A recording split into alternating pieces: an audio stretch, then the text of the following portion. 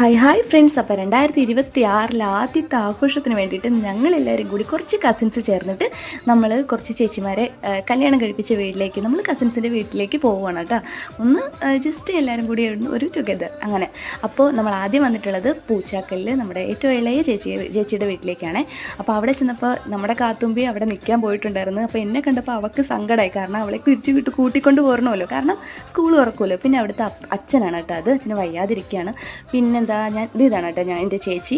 അപ്പോൾ കാത്തുമ്പി ഭയങ്കര കരച്ചില്ലാണ്, കൂടെ ജാനമ്മയും കരയുന്നുണ്ട്. അവർ രണ്ടുപേരും സെയിം ഏജാണ് കേട്ടോ. കത്തു ഒരു വയസ്സിന് മൂത്താണെങ്കിൽ അവരൊരു ക്ലാസ്സിലാട്ടോ പഠിക്കുന്നത്. പിന്നെ ഞങ്ങൾ ഞങ്ങൾ കസിൻസ് എല്ലാവരും കൂടി പിന്നെ കളിയായി ചിരിയായി കുറേ സാധനങ്ങളൊക്കെ വാങ്ങിച്ച് ഫുഡൊക്കെ കഴിച്ചു. പെപ്സി അങ്ങനത്തെ സാധനങ്ങളൊക്കെ അല്ലറ ചില്ലറ പരിപാടിയൊക്കെ കഴിഞ്ഞിട്ട് പിന്നെന്താ അപ്പം അതേ ചേച്ചിയുടെ ഒരു സ്പെഷ്യൽ റെസിപ്പി, അത് ഞങ്ങൾക്ക് വേണ്ടിയിട്ട് പെട്ടെന്ന് പുറത്ത് അടുപ്പ് കൂട്ടിയിട്ട് ഉണ്ടാക്കിയെടുത്ത ഫുഡാണ്. അപ്പം അതിൻ്റെ റെസിപ്പി ഞാൻ ഇട്ടിട്ടുണ്ടോ എന്ന് ചെക്ക് ചെയ്തേക്കണേ. അപ്പോൾ അവിടുന്ന് ഫുഡൊക്കെ കഴിച്ചിട്ട് ഫ്രൈഡ് റൈസ് ചിക്കനായിരുന്നു. നമ്മളിതേ അടുത്ത ചേച്ചിയുടെ വീട്ടിലേക്ക് വന്നിട്ടുണ്ട്. ഇത് ചേച്ചിയുടെ മക്കളാണ്. അപ്പോൾ ദേ ഇതാണ് കേട്ടോ ഞങ്ങളുടെ ചേച്ചിയുടെ ഹസ്ബൻഡും. ഞങ്ങളുടെ ചേച്ചി ഇപ്പോൾ കാണിച്ചു തരാവേ.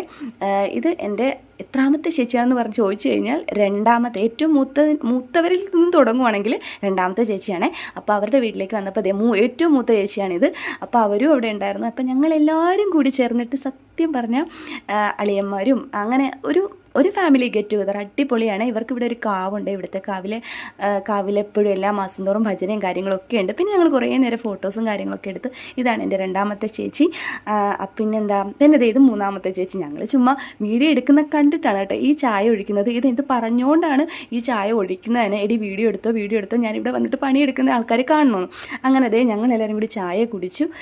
ഇത് നമ്മുടെ ചേച്ചിയുടെ മക്കൾ തന്നെ ചെയ്തൊരു ലൈറ്റാണ്. നല്ല ഭംഗിയില്ലേ കാണാൻ. ഇത് രാത്രിയിൽ ഇങ്ങനെ ഓണാക്കിയിട്ടുമ്പോൾ നല്ല ഭംഗിയാണ്. പിന്നെ ഞങ്ങളെല്ലാവരും കൂടിയിട്ട് പിന്നെ കളിയായി ചിരിയായി ഓരോരുത്തർ ഓരോ റൂമിൽ കിടപ്പായി.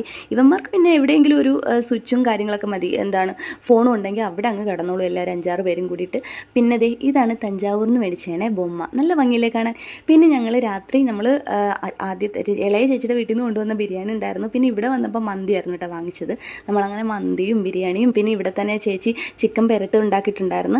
അപ്പോൾ അതും ഉണ്ടായിരുന്നു. പിന്നെ അങ്ങനെ അതെല്ലാവരും കൂടി ഇരുന്നിട്ട് ഇങ്ങനെ ഒന്ന് കഴിക്കുന്നത് സത്യം പറയാലോ ഈ വർഷത്തെ സത്യം പറഞ്ഞാൽ ഏറ്റവും സന്തോഷം.